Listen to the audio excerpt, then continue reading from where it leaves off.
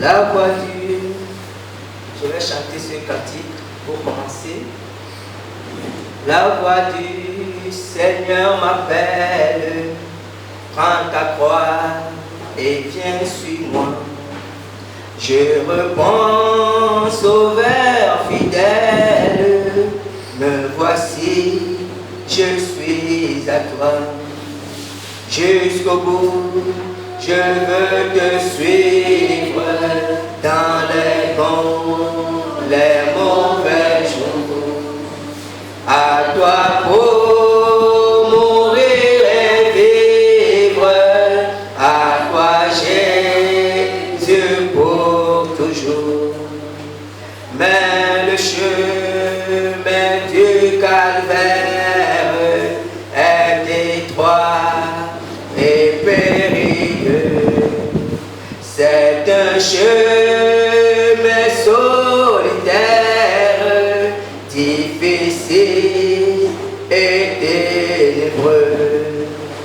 Jusqu'au bout, je veux te suivre dans les bons, les mauvais jours.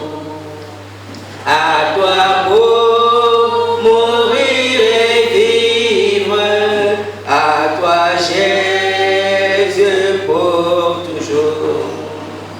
Il faut quitter ce qu'on aime, savoir être mal jugé, endurer l'injure même du monde, être méprisé. Jusqu'au bout, je veux te suivre dans les bons, les mauvais jours. À toi pour mourir et vivre, à toi Jésus pour toujours. Lui perdre sa propre vie, consentir à n'être rien, n'avoir qu'une seule envie, aimer Jésus le seul bien. Jusqu'au bout, je veux te suivre dans les bons, les mauvais jours. À toi pour mourir et vivre, à toi Jésus pour toujours. Jésus donne grâce et gloire pour le suivre pas à pas. Avec lui, joie et victoire, paix et bonheur ici-bas. Jusqu'au bout, je veux te suivre dans les bons, les mauvais jours. À toi pour mourir et vivre, à toi Jésus pour toujours. Jusqu'au bout, je veux te suivre dans les bons, les mauvais jours.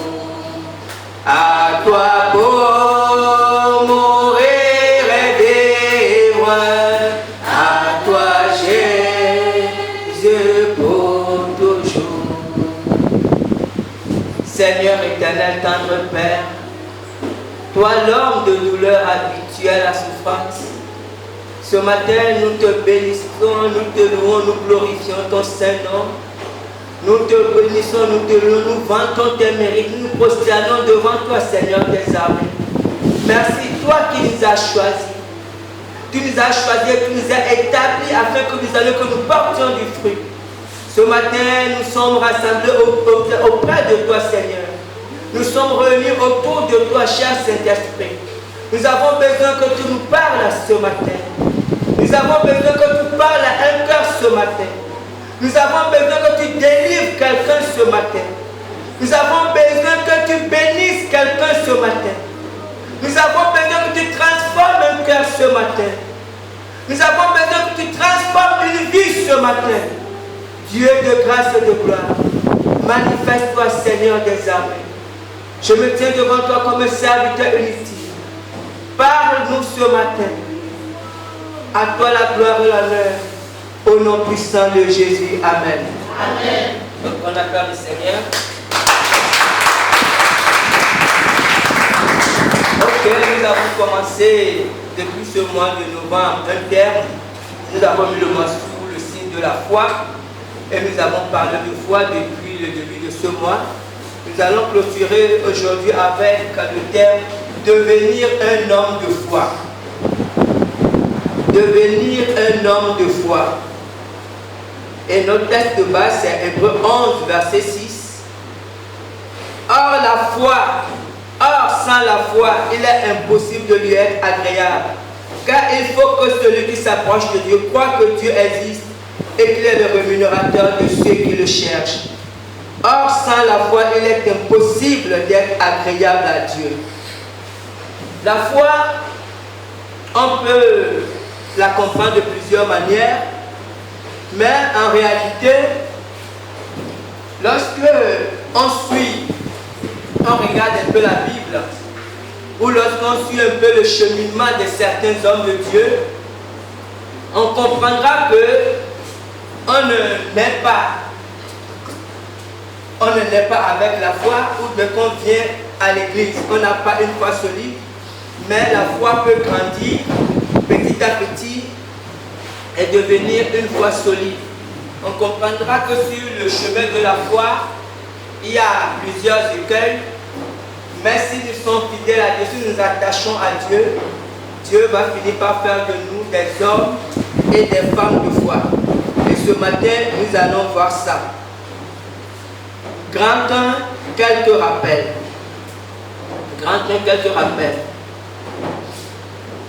Nous avons parlé de foi, je disais, depuis le début de ce mois. Nous avons dit certaines choses, mais ce matin, il est important de rappeler ces choses, de les poser comme base. Nous avons dit que l'on ne peut parler de foi que lorsqu'on s'appuie sur la parole de Dieu. Et nous avons fait la différence entre la foi et l'espérance. Nous avons dit qu'en tant qu'homme chrétien ou païen, on peut espérer des choses. On peut espérer que demain fasse beau. On peut espérer que le gouvernement ira mieux. On peut espérer beaucoup de choses. Et c'est normal, Dieu veut que, comme on dit, on vit d'espoir.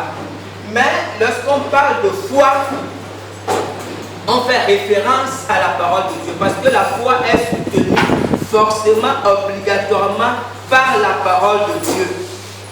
Lorsqu'on reçoit quelque chose de Dieu, ou lorsqu'on lit ce que Dieu a dit, là, à ce moment, on peut parler de foi parce qu'on croit à une parole que Dieu a dite. Donc, la foi s'appuie forcément sur la parole de Dieu. Ça, c'est la première chose. Et on a aussi dit que dans la parole de Dieu, on lit des choses. Il y a la volonté générale de Dieu. Lorsqu'on lit la parole de Dieu. Par exemple, quand Dieu a créé Adam et Ève, Dieu a dit, multipliez-vous, soyez féconds. Donc on peut comprendre que la volonté de Dieu, c'est que les hommes fassent des enfants, c'est que les femmes fassent des enfants, que les hommes se multiplient. Ça, c'est déjà la volonté de Dieu. La volonté de Dieu, c'est que les hommes soient en bonne santé. La volonté de Dieu, c'est que les hommes assujettissent la terre. Donc Dieu, vous savez, si aujourd'hui les hommes ont la capacité d'aller sur la lune, c'est parce que Dieu a dit dominer, assujettissez. C'est Dieu qui a donné cette capacité à l'homme. Donc, il y a un certain nombre de choses qui sont déjà claires dans la Bible, qui sont déjà connues comme volonté de Dieu. Et pour ces choses, on n'a pas besoin d'interroger Dieu. Je donne un exemple très simple. Imaginez que nous avons à l'église, une femme qui est à l'église qui ne fait pas d'enfants. On doit prier pour cette femme pour qu'elle fasse des enfants. Maintenant, si elle ne fait pas d'enfants, on peut interroger Dieu. Parce que ce problème peut être dû à d'autres facteurs. Ce problème peut être dû à un problème de famille, à un problème de maladie. Mais on ne peut pas demander à Dieu, est-ce que cette femme doit faire des enfants? Parce que la volonté de Dieu sur cette chose est déjà établie. Quand les gens se marient, ils sont mariés régulièrement, Dieu veut qu'ils fassent des enfants. Donc, pour ce qui est déjà établi dans la vie comme volonté de Dieu, nous n'avons pas besoin d'interroger encore Dieu sur ça. Ok. Donc, je te dis, pour certaines choses, nous avons dit, toujours en termes de rappel, qu'on a besoin de paroles, qu'on a besoin que Dieu nous donne une parole spécifique, que Dieu parle à quelqu'un de manière spécifique. Et nous avons dit, ça, souvent, ça concerne l'avenir. On a donné l'exemple de Joseph, à qui Dieu a montré des songes. On a donné l'exemple de David, à qui était un peu devenu roi. Et il y a des fois, Dieu doit donner une parole à Jérémie, par exemple, à qui Dieu a dit, tu étais établi pour faire des nations. Donc pour certaines choses, nous avons besoin de recevoir quelque chose de spécifique de Dieu. Amen. Ok, grand 2. Alors à grand 2, avoir la réalité de Dieu. Avoir la réalité de Dieu. Si on parcourt l'église ce matin, on verra beaucoup d'églises, églises catholiques, églises protestantes, églises éveillées. Nous verrons plein d'églises remplies par des chrétiens, par des croyants. Et si les vendredis on se balade, on verra les mosquées remplies par des croyants. Ce qui montre qu'il y a aussi d'autres personnes qui croient, les animistes. L'homme, ou la plupart des hommes, croient que Dieu existe.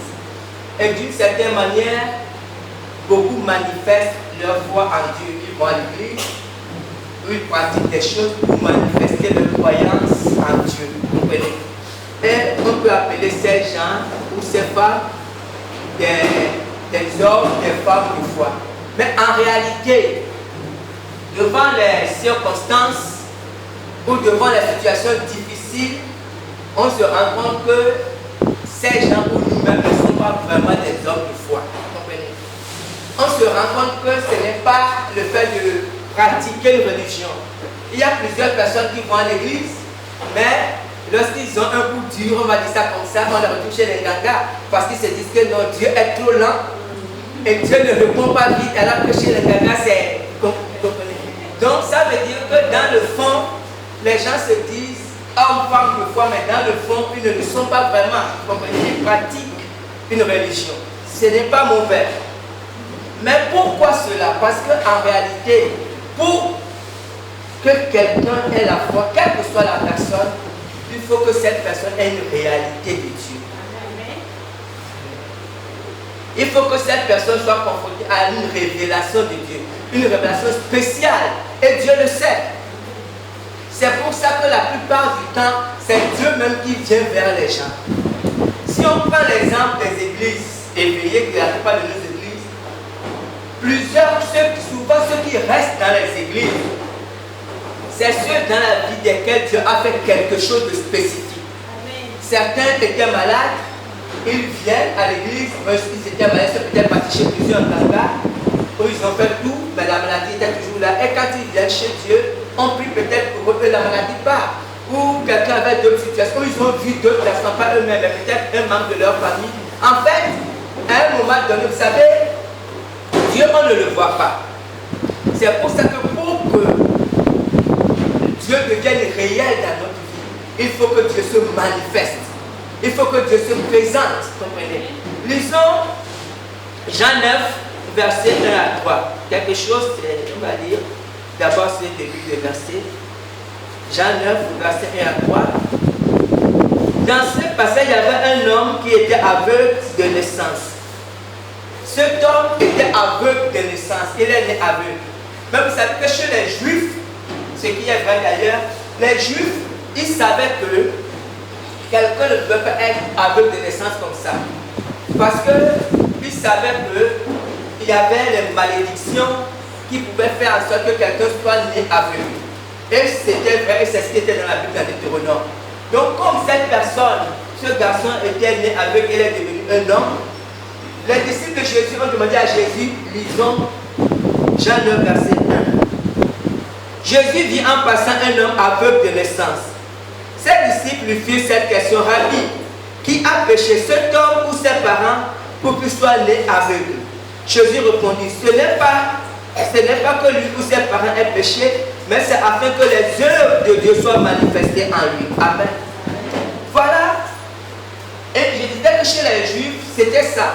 En fait, lorsqu'il y a certaines choses, vous savez, les Juifs, ils vivaient sous la loi.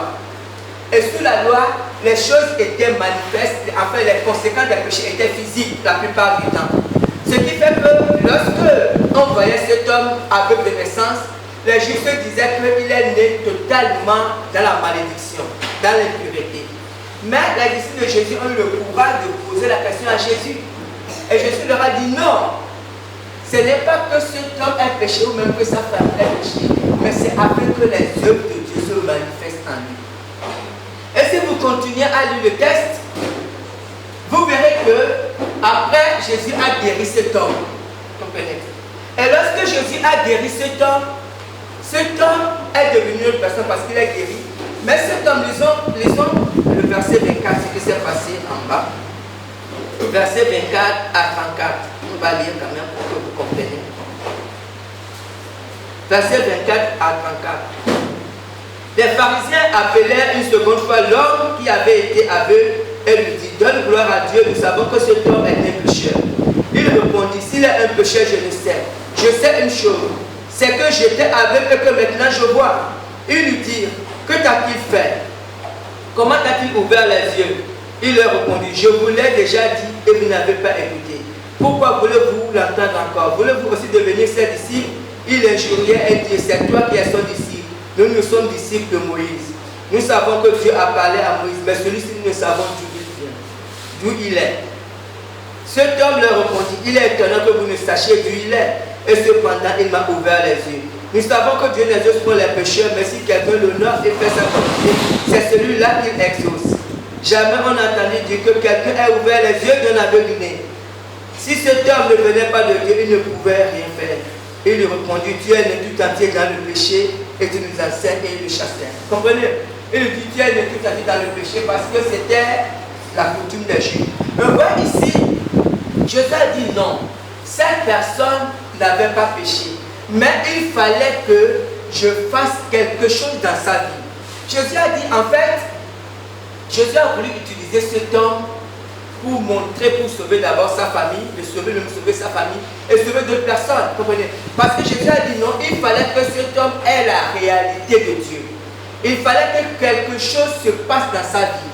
Comprenez? Donc, ici, et lorsque cet homme, justement, a été guéri par Dieu, par Jésus, il est devenu une autre personne. Et il a confronté les pharisiens. Il a eu le courage de les confronter parce que quelque chose s'est passé dans sa vie. Parce que Dieu n'était plus abstrait pour lui. Il était juif, comprenez? Il était de la tribu d'Israël. Il savait que Dieu existe, il pratiquait la religion de son père. Mais il ne s'est jamais comporté de la sorte. Mais lorsque Jésus l'a guéri, quelque chose s'est passé intimement dans sa vie. Il a vécu une expérience qui l'a transformé. Donc en fait, Dieu le sait. C'est pour ça que, avant que la foi ne commence, il faut avoir une réalité de Dieu. Sinon, en réalité, nous sommes religieux. Ce n'est pas vraiment la foi, nous sommes religieux. Voyez autre chose, l'exemple de Moïse. Dans Acte 7, versets 22 à 33, c'est Étienne qui disait ça. Étienne avait une révélation juste avant de mourir. Acte 7, il parlait de Moïse. Je vais lire quelques portions, on va voir. Acte 7, verset 22. Moïse fut instruit dans toute la sagesse des Égyptiens et il était puissant en parole et en œuvre. Il avait 40 ans lorsqu'il lui vint dans le cœur de visiter ses frères, les fils d'Israël. Il en vit un qu'on outrageait et prenant sa défense, il vengea celui qui était maltraité et frappa l'Égyptien. Il pensait que ses frères comprendraient que Dieu leur accordait la délivrance par sa main, mais ils ne comprirent pas. Le jour suivant, il parut au milieu d'eux, comme ils se battaient, il les exhortait à la paix. Homme, dit-il, vous êtes frères, pourquoi vous maltraitez vous l'un l'autre? Mais celui qui maltraitait son prochain le repoussa en disant, qui t'a établi chef et juge sur nous? Veux-tu me tuer comme tu as tué hier l'Égyptien? À cette parole, Moïse prit la fuite et il alla séjourner dans le pays de Madian, où il engendra 2 fils. 40 ans plus tard, un ange lui apparut au désert à la montagne de Sinaï. Voyons ce qui s'est passé. Moïse, la Bible dit, il a été élevé dans la maison du Pharaon. Moïse a été encadré, formé pour devenir roi. Parce qu'il était il était le fils de la fille du roi. Donc il a été formé pour devenir roi, il a été formé comme un prince d'Égypte. Et la Bible dit qu'il était puissant en parole et en œuvre. Et la Bible dit que ses frères, il pensait que ses frères croiraient que Dieu veut les délivrer par lui. À un moment de sa vie, quand Moïse avait 40 ans, il avait une impression, ou je dirais il avait une forte conviction que Dieu voulait l'utiliser pour délivrer Israël. En fait, Moïse n'avait pas tort. C'était effectivement le projet de Dieu. Sauf que ce n'était ni le temps de Dieu, ni le moyen que Dieu voulait utiliser. Et Moïse, ayant cette conviction, il avait décidé d'aider le peuple d'Israël. Et quand il a commencé cette entreprise, ça a tourné court parce que rapidement, il s'est vu en danger, il a dit que sa vie était en danger et Moïse a fui. Vous comprenez? Moïse a fui parce qu'il a voulu faire l'œuvre de Dieu. C'était l'œuvre de Dieu. Mais il a voulu faire l'œuvre de Dieu par ses propres moyens, par ses propres capacités, par ses propres forces. Parce qu'on a vu la Bible que Moïse était puissant en parole et en œuvre. Il était formé dans toutes les sciences d'Égypte. Il était un homme excellent en parole. Il était un homme puissant en œuvre. Mais cela ne pouvait rien faire dans l'œuvre de Dieu. Comprenez? Et Moïse a été désabusé. Et Moïse a fui. Et il est parti dans le désert. Et Moïse est devenu un simple berger pendant 40 ans. Il gardait les troupeaux, les brebis de son beau-père, Jéthro. Maintenant, dans cette situation, Dieu savait que Moïse était totalement... Il avait perdu la foi, en quelque sorte. Or, Dieu avait besoin de l'utiliser. Et il fallait que Moïse ait la foi. Comprenez?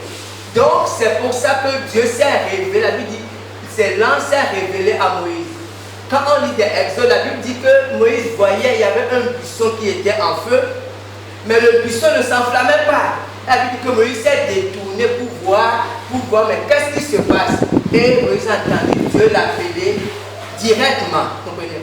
Il fallait que Moïse retrouve la réalité de Dieu. Sinon, Moïse ne pouvait rien faire. Et quand on lit l'histoire, je ne vais pas lire à cause du temps, on voit que Dieu a même obligé, Moïse ne voulait toujours pas.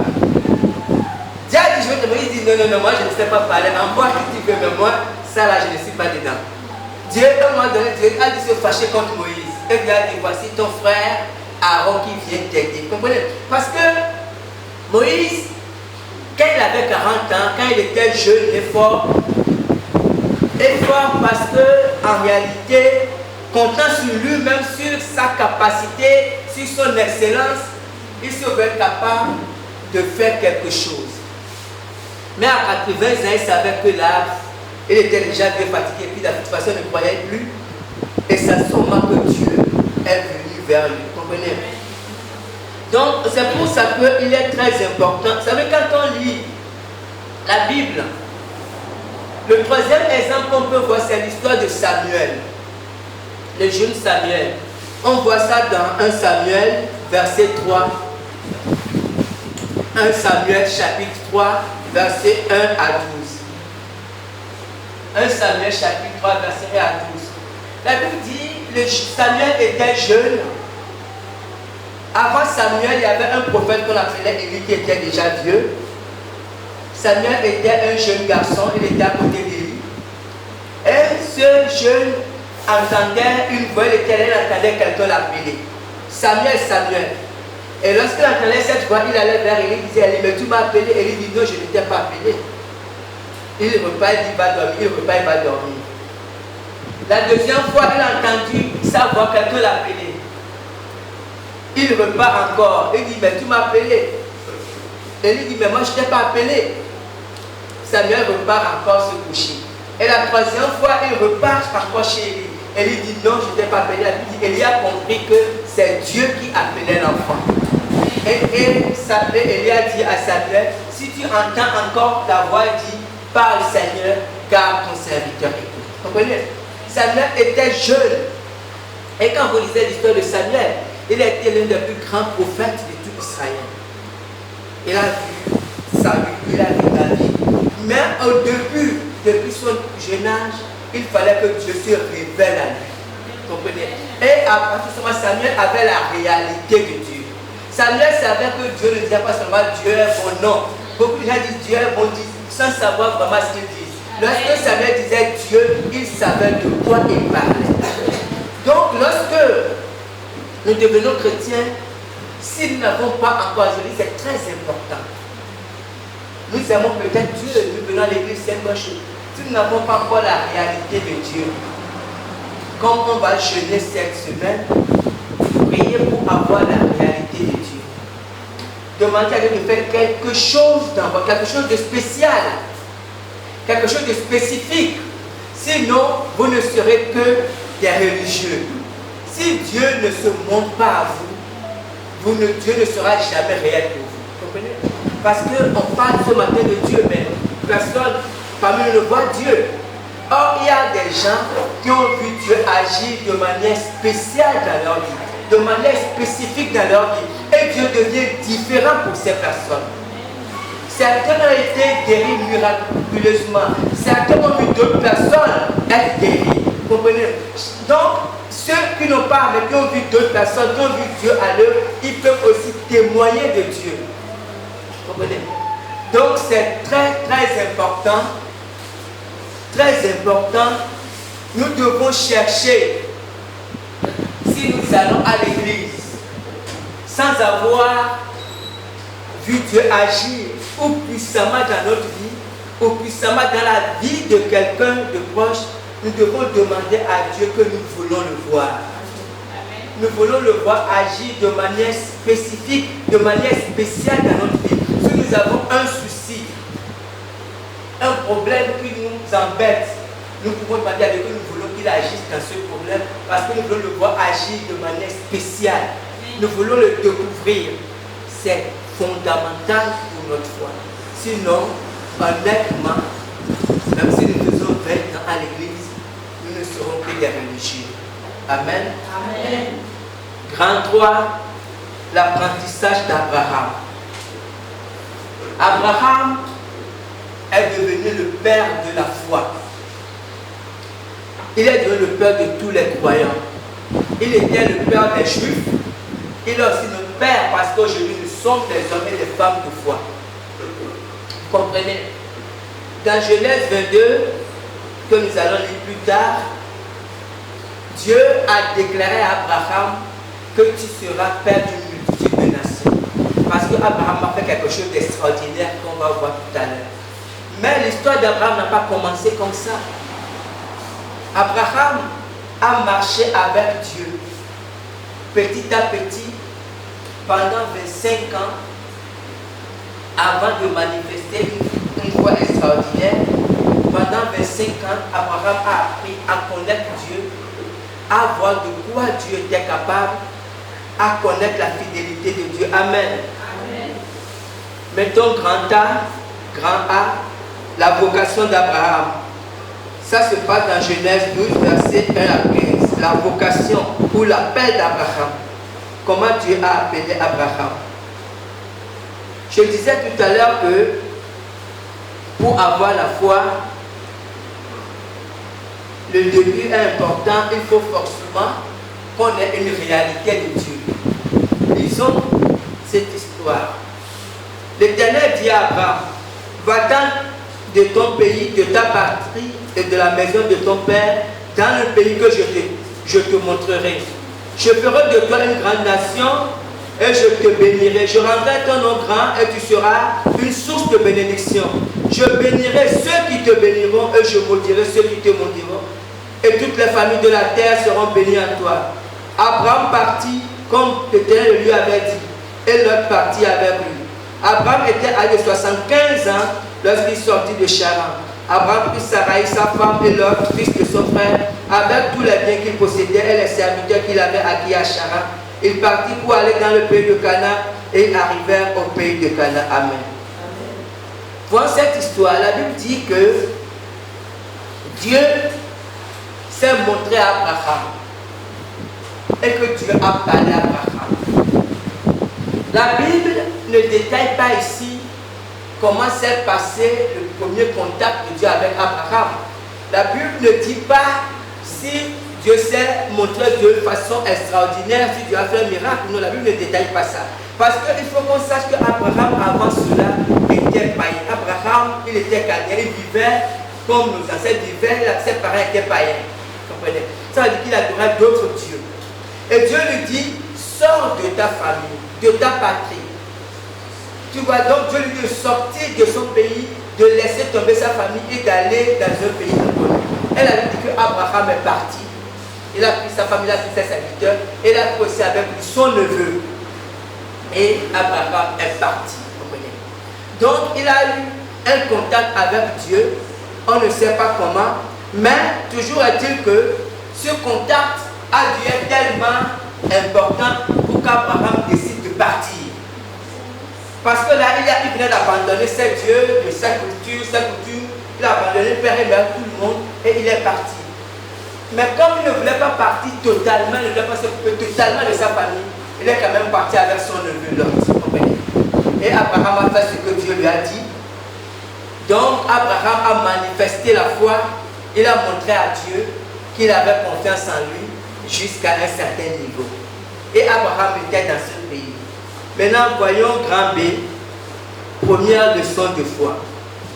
Toujours dans Genèse 12, le verset 10 à 20. Quelque chose s'est passé.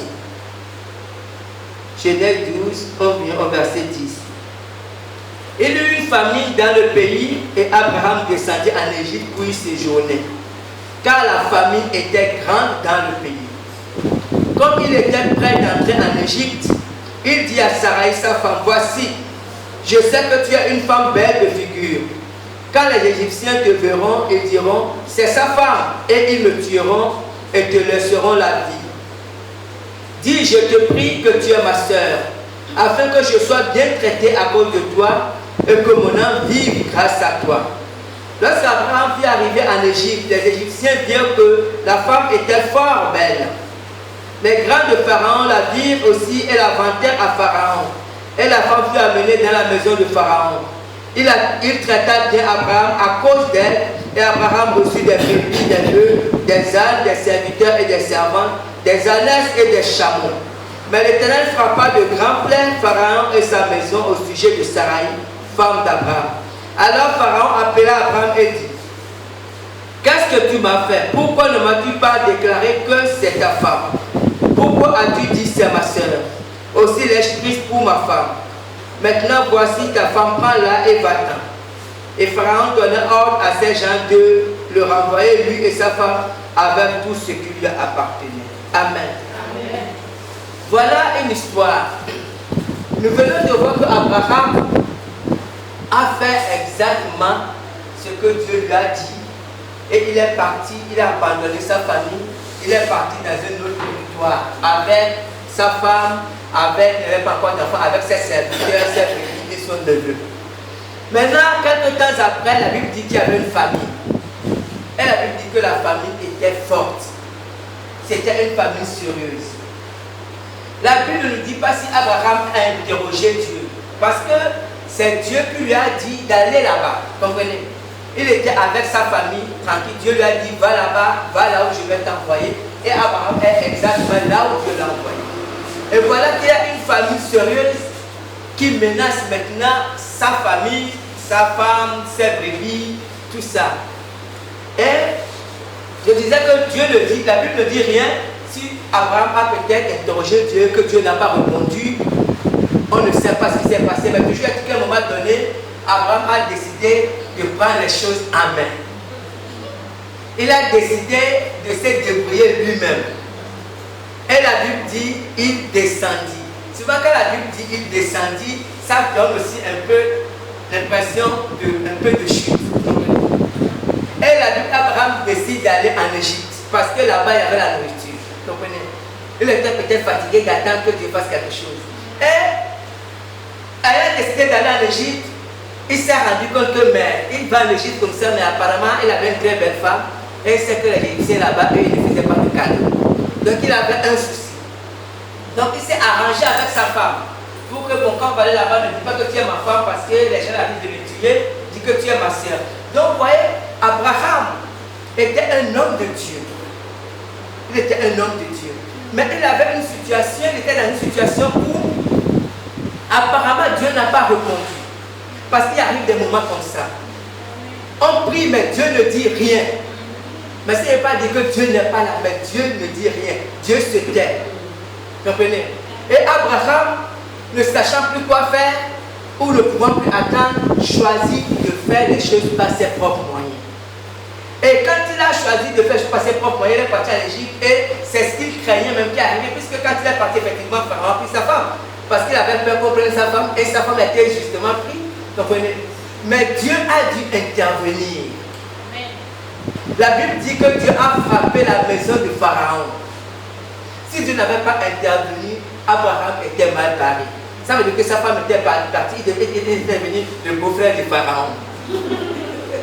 Puisque Pharaon le gâtait, la Bible dit que Pharaon le gâtait. Comprenez? Mais Dieu s'est manifesté, Dieu a fait grâce à Abraham. Dieu l'a délivré de cette situation et Abraham est reparti. Amen. Amen. On acclame le Seigneur.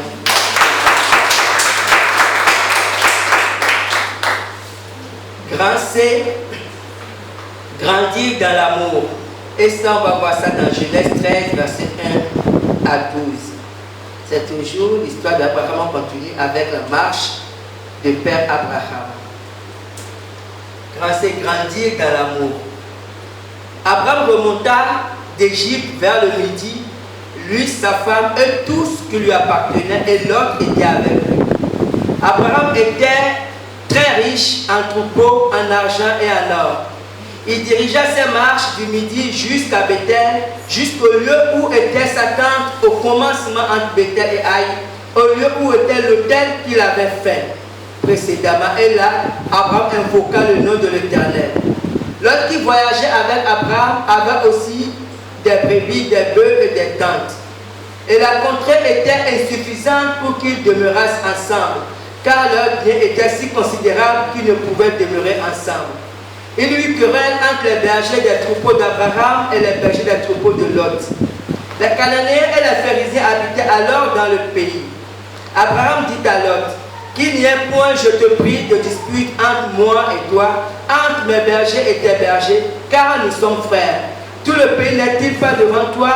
Sépare-toi donc de moi. Si tu vas à gauche, j'irai à droite, et si tu vas à droite, j'irai à gauche. Lot leva les yeux et vit toute la plaine du Jourdain qui était entièrement arrosée, avant que l'Éternel eût détruit Sodome et Gomorrhe. C'était jusqu'à toi comme un jardin de l'Éternel, comme le pays d'Égypte. Lot choisit pour lui toute la plaine du Jourdain et il s'avança vers l'Orient. C'est ainsi qu'ils se séparaient l'un de l'autre. Abraham habita dans le pays de Canaan et Lot habitait dans la ville de la plaine et dressa ses tentes jusqu'à Sodome. Amen. Amen. Vous voyez, dans ce texte, en fait, nous voyons plusieurs choses. Au début, la Bible dit qu'Abraham est reparti là où Dieu l'avait laissé. Quand il est parti d'Égypte, il est reparti là où Dieu l'avait laissé, là où il a connu la famille, et il a invoqué l'Éternel, il a fait un sacrifice pour rendre grâce à Dieu. Mais la Bible dit aussi que, vous savez, au début, quand Dieu lui avait dit de partir de sa famille, Dieu lui avait dit de partir. Il devait partir seulement avec sa femme et ses troupeaux. Mais Abraham, à cette époque, il était difficile pour lui de se couper totalement de sa famille. Il a voulu quand même partir avec quelqu'un. Il est parti avec son neveu parce que le père de ce garçon n'était plus, c'était l'enfant de son frère. Donc il est parti avec son neveu Lot. Mais dans leur marche, ils ont été bénis tous les deux. On a vu même qu'en Égypte, Pharaon les bénissait parce qu'ils étaient un peu ses beaux-parents. Donc Abraham était béni, Lot aussi était béni. Donc À un moment donné, ils avaient tellement de biens. La Bible dit que les deux ne pouvaient plus rester ensemble parce qu'ils avaient trop de biens.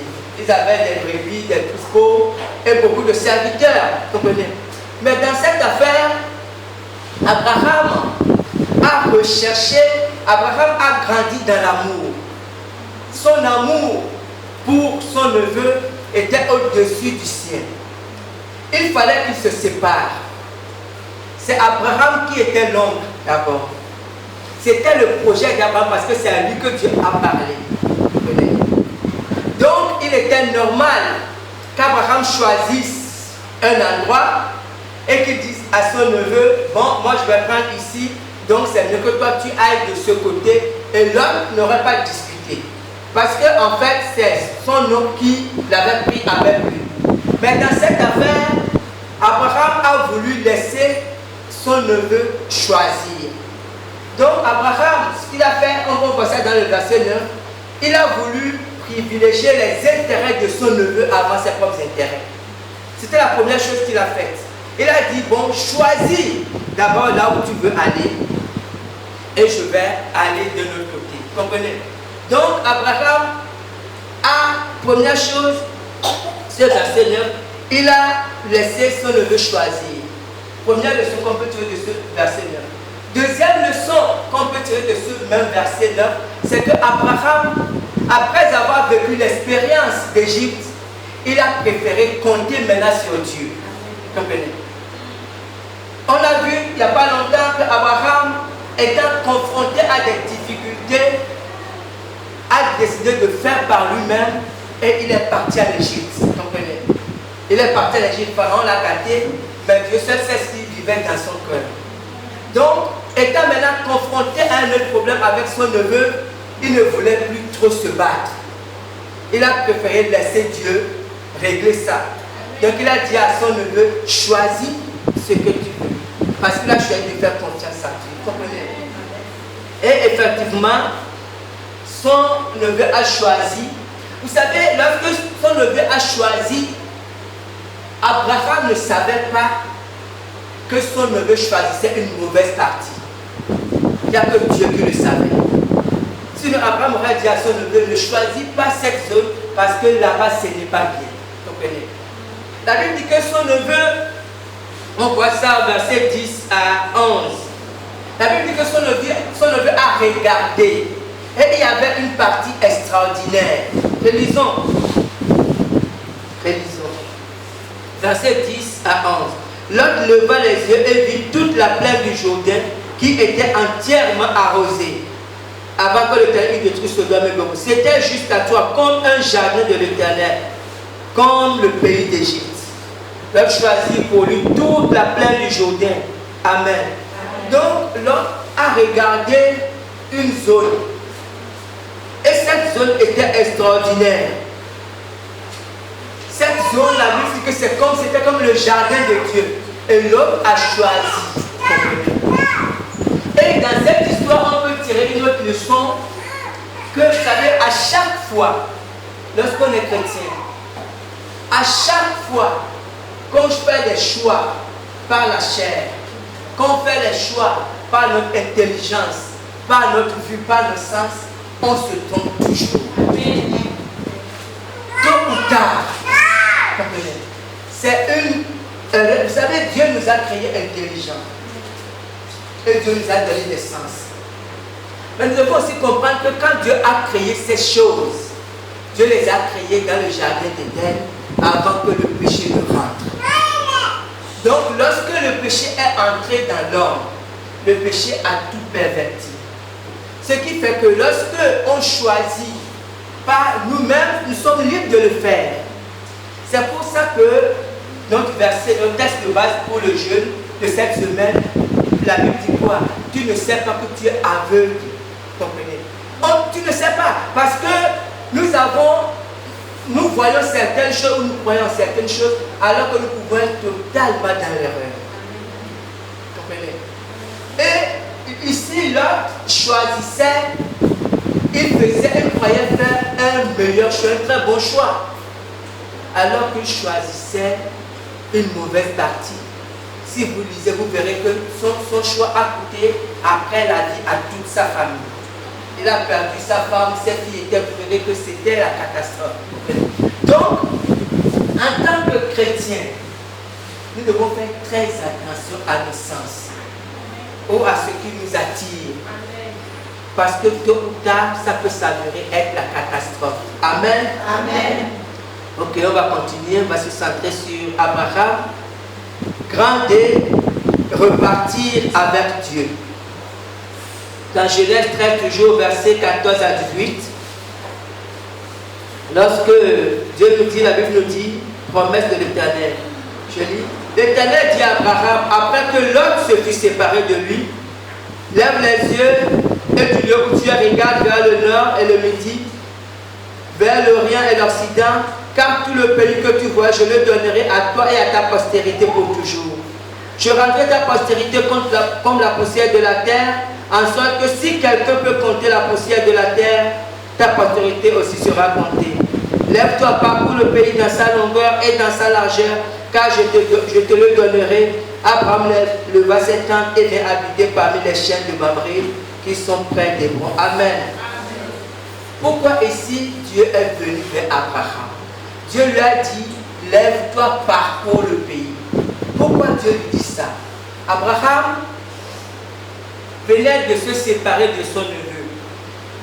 Je disais tantôt que lorsque son neveu choisissait, faisait son choix, même Abraham ne savait pas que son neveu choisissait mal. Comprenez? Mais Abraham était attristé d'abord de deux choses. Il venait se séparer de son neveu parce qu'il aimait que son neveu était avec lui tout le temps. Donc, il perdait quand même le seul membre de la famille, de sa famille qui était encore avec lui. Donc, c'était douloureux pour lui. Et en même temps, il a vu le choix que son neveu a fait. Il a dit à son neveu, choisis et je vais choisir après. L'autre, son neveu, aurait pu dire, non, c'est toi l'oncle. C'est toi qui dois choisir avant moi, comprenez? Moi, je vois que dans cette affaire, l'autre a choisi sans se donner, et il a choisi, la Bible dit, comme un jardin, c'est que pour lui chercher la meilleure partie, et il laissait son nom. Donc, Abraham avait sûrement toute cette tristesse-là, beaucoup plus de déception, comprenez? Beaucoup plus de déception, et Dieu est venu vers lui, comprenez? Dieu est venu d'abord le réconforter. Et lorsqu'on marche avec Dieu, cela nous arrive souvent. Comprenez? Il y a des moments, effectivement, où on peut être, et Dieu vient vers nous. Et ça, c'est pour ceux qui ont justement la réalité de Dieu. Vous comprenez? Tout à l'heure, maman Livette était même disant que comme elle avait comme un combat dans son cœur. Et quand on parlera de l'esprit et de l'âme, vous comprendrez ce que c'est. L'esprit, notre esprit, c'est qui communique avec Dieu, nous parle de la part de Dieu. Notre âme peut nous dire autre chose. Et des fois, les chrétiens peuvent avoir ce combat dans leur vie. Mais Dieu, lorsqu'il vient nous consoler, lorsqu'il vient nous parler, il nous parle par notre esprit. Et Dieu, ici, c'est ce qu'il fait. Il vient à Abraham. C'est pour dire à Abraham que c'est vrai, tu es parti de ton pays, je te l'ai dit. C'est vrai que tu t'es trompé, tu es parti en Égypte. Je t'ai aidé à en sortir. C'est vrai que ton neveu t'a peut-être fait du mal, mais voici ce que moi je te promets. Amen. Et Dieu a dit, voici toute cette partie sera pour toi et pour ta descendance. Amen. Amen. Et on va dans Amen. Et on va dans grand E, la vision de Dieu. Genèse 15, verset 1 à 6. Genèse 15, verset 1 à 6. La vision de Dieu, vous pouvez aussi appeler ça, c'est l'appel spécifique d'Abraham. Après ces événements, la parole de Dieu fut adressée à Abraham dans une vision. Et il dit, Abraham, ne crains point, je suis ton bouclier et ta récompense sera très grande. Abraham répondit, Seigneur éternel, que me donneras-tu? Je m'en vais sans enfant et l'héritier de ma maison, c'est Eliezer de Damas. Et Abraham dit, voici, tu ne m'as pas donné de postérité et celui qui est né dans ma maison sera mon héritier. Alors la parole de l'Éternel fut adressée ainsi. Ce n'est pas lui qui sera ton héritier, mais c'est celui qui sortira de tes entrailles qui sera ton héritier. Et après l'avoir conduit dehors, il dit, regarde vers le ciel et compte les étoiles si tu peux les compter. Et il lui dit, telle sera ta postérité. Abraham eut confiance en l'Éternel qui le lui imputa à justice. Amen. L'Éternel lui dit encore, je suis l'Éternel qui t'a fait sortir du Rancadé pour te donner en possession ce pays. Abraham, au Seigneur éternel, à quoi connaîtrais-je que je possédais ce pays? On va s'arrêter là. Vous voyez, ici, Dieu revient, la Bible dit, après ces événements. Cela fait un moment que Abraham marche avec Dieu. Les choses ne sont pas forcément parfaites. Il y a des hauts et des bas. Mais ici, Dieu est venu donner à Abraham une parole spécifique, une vision qui le concerne. Lorsque Dieu a appelé Abraham au début, Dieu lui a parlé de postérité. Et vous voyez, Dieu parle souvent de postérité à Abraham. En fait, mais sauf que Abraham et Dieu ne voient pas les choses de la même façon. Lorsque Dieu parle de postérité à Abraham, Dieu le parle des Juifs. Au-delà des Juifs, en réalité, Dieu le parle de vous et de moi. Dieu le parle de tous les chrétiens du monde. Mais comme Abraham est stérile, enfin sa femme est stérile, Abraham, il ramène ça souvent à son fils biologique. Alors que la vision que Dieu donne à Abraham, en fait, c'est une vision de tous les chrétiens. Dieu dit, quand Dieu dit tu seras père d'une multitude, Dieu ne parlait pas seulement des Juifs. Dieu parlait aussi de vous et de moi. Et ça, l'apôtre Paul a bien expliqué ça. Que en fait, les croyants, les vrais fils d'Abraham, ce sont les croyants. Parce que c'est par la foi qu'on devient fils d'Abraham. Donc Dieu communiquait à Abraham la vision de sa vie, l'appel de sa vie.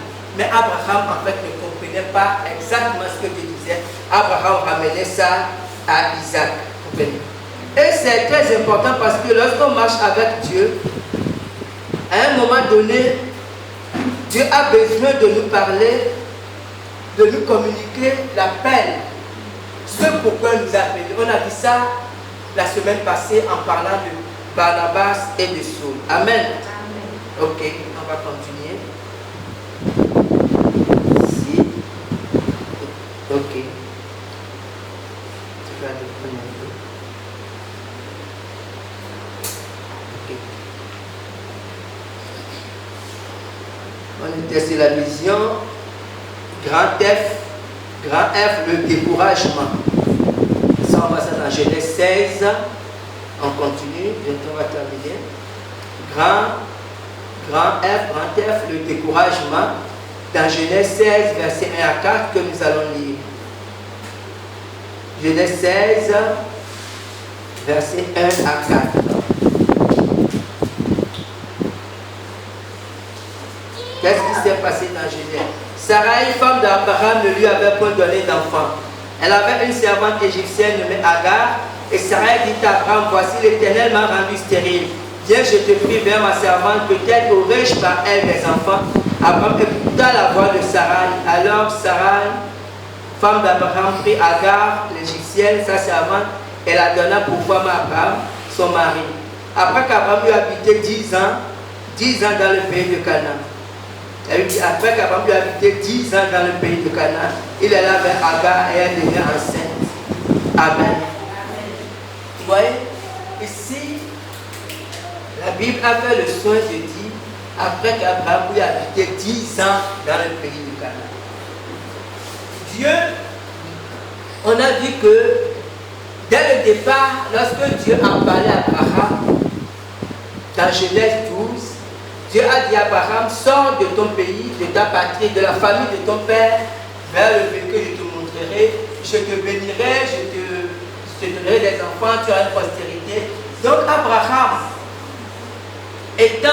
sachant que sa femme est stérile, n'ayant pas d'enfant biologique lui-même, lorsqu'il est parti, déjà, il avait l'espoir qu'il aura bientôt un enfant. Vous savez, la plupart du temps, lorsqu'on reçoit une parole de Dieu, si c'est une promesse, on est pressé, puisque c'est Dieu qui a parlé, On commence à compter des jours. Des fois, on pense que c'est dans une semaine. Des fois, on pense que c'est dans un mois. Des fois, on se dit que c'est une année, puisque Dieu a parlé après 2 ans. Mais Dieu a parlé à Abraham. Et Dieu a confirmé à Abraham à plusieurs reprises, souvent avec l'histoire de la postérité. Sauf que cela fait déjà plus de 10 ans qu'Abraham attend et Sarah n'est toujours pas enceinte. Comprenez? Et après 10 ans de marche, après 10 ans à espérer cet enfant, Abraham était découragé. Et lorsqu'il était découragé, sa femme aussi était découragée par cette histoire de Dieu un peu. Donc elle a dit à son mari que bon, voici, puisque quand ils étaient partis en Égypte, dans l'histoire d'Égypte, Pharaon avait donné aussi une servante à sa femme, à Sarah. Et c'est justement cette servante-là, Agar, que Sarah avait. Donc, la femme a proposé à son mari que bon, comme moi je n'avais pas fait d'enfant, donc je te donne ma servante. Le mari a accepté. Donc, par Agar, ils ont fait un enfant, Ismaël. Comprenez? Parce que Abraham était découragé. Mais quand on voit dans cette affaire, Dieu n'était pas très fâché parce qu'à un moment donné, on ne va pas lire, mais Agar a dû être chassée par sa patronne. Mais Dieu lui a apparu, Dieu a dit non, l'enfant là ne va pas mourir. Dieu a promis protéger cet enfant. Et Dieu a dit que cet enfant sera comme un loup sauvage. Et Dieu a dit que cet enfant sera contre tout le monde. Et que tout le monde sera contre lui. Vous comprenez? Cet enfant sera contre tout le monde. Et tout le monde sera contre lui. Mais le seul problème, c'est que cet enfant, cette erreur qu'Abraham avait commise, cette erreur subsiste encore aujourd'hui. Parce que Ismaël est le père des Arabes. Et on voit que jusqu'à aujourd'hui, il y a toujours ce conflit entre les Juifs et les Arabes. Ils ont le même père, Abraham. Et c'est pour ça qu'ils disputent Jérusalem. C'est leur héritage commun. Mais parce que les deux sortent d'Abraham. L'un est l'enfant de la promesse, on verra. L'autre n'était pas l'enfant, était l'enfant de la chair. Donc Abraham a commis cette erreur. Dieu a laissé passer, mais les conséquences existent jusqu'aujourd'hui. Amen. Amen. Ok, on va vers la fin G, grand G, l'alliance. On voit ça dans Genèse 17, verset 1 à 12. Là, le temps est passé. On voit que 13 années plus tard, Genèse 17, verset 1 à 12.